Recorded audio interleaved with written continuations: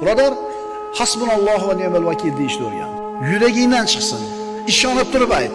Odam bolasi dunyoda yashar ekan, albatta xavotirga, mashaqqatga, vahimaga, qo'rquvga duch keladi. Bularning hammasini oldida sobit turishlikka insonning toqati yetmaydi. Chunki inson ojiz, inson zaif qilib yaratilgan. Shuning uchun birodar, agar qiylangan bo'lsang hayotda, mashaqqatlar ezib tashlagan bo'lsa, dod devorgin kelayotgan bo'lsa, shu muammodan chiqishni xohlaysanmi? Hamma narsaning ishi, hukmi o'zini qo'lida bo'lgan Allohga topshirishing. Uni o'ziga tavakkul qil. Seni shioring hasbunallohu va ni'mal vakil bo'lsin. Allohning o'zi kifoya bizga. U vakillikka o'ta loyiq. Puling ozayib ketdi, davlating kamayib ketdi, qarzga botib qolding. Hasbunallohu va ni'mal vakillik. Ishing yurishmayapti, qayoqqa borsang eshiklar yopiq.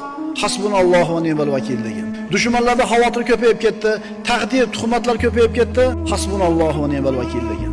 Robbimiz o'zi bizga kifoya, u vakillikka o'ta loyiq.